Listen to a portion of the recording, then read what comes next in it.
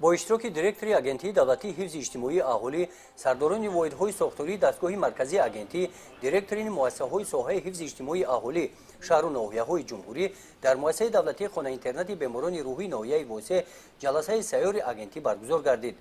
иштирокчиёни чорабинӣ бо фаъолияти кории муассисаи давлатии хонаи интернати беморони рӯҳии ноҳияи восеъ аз наздик шинос гардиданд. با فعالیت آشخانه، انبارهای نگهداری ازوقبوری، بعضی ریایه معیارهای سانیتاری و اپیدمیولوژی، نگهداری و استفاده موادهای داروباری، موادهای بی‌ضررگردانی، ریایه معیار خوراک با باشندگان از روی معیار تصدیق شده توجه ظاهر نمودند.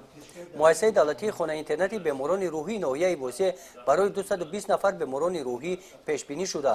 عین حال در این مؤسسه 223 نفر باشندگان در تامینات دولتی قرار دارند. شماره کارمندان مؤسسه 114 نفر میباشند.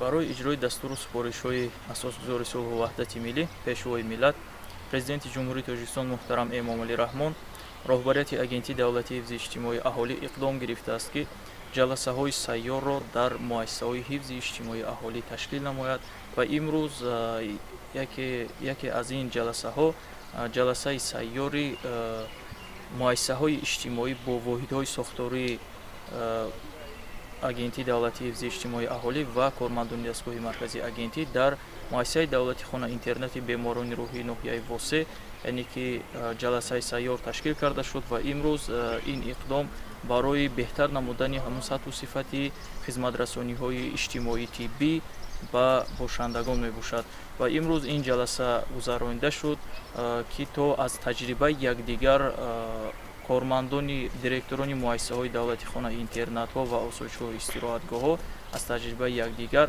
андӯх намоянд ва барои боз ҳам беҳтар намудани хизматрасониҳои иҷтимоӣ.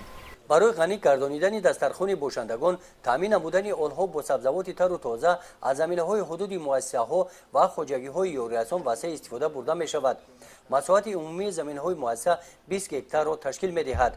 در زمین‌های کارم خواجگی یاریرسان مؤسسه کشت گندم، جو، کارتوشکا، جواری مکه، جارو، سبزی، لبلبو، کدو، پالزی‌ها، یونچقه و پخته و دیگر نمود محصولات‌ها کشت کرده می‌شوند. همزمان در خواجگی یاریرسان مؤسسه چربه‌داری، مرغ پروری، ماهی پروری و پرورش زنبور عسل برآمده شده است. بعد شناسایی رهبران مؤسسه‌ها بابت کمبودی‌های جای داشته و باز هم بهتر نمودن فعالیت مؤسسه دولتی خانه اینترنت بیماران روحی ناحیه واسه فکر و عقیده و پیشنهادهای خود را بیان نمودند.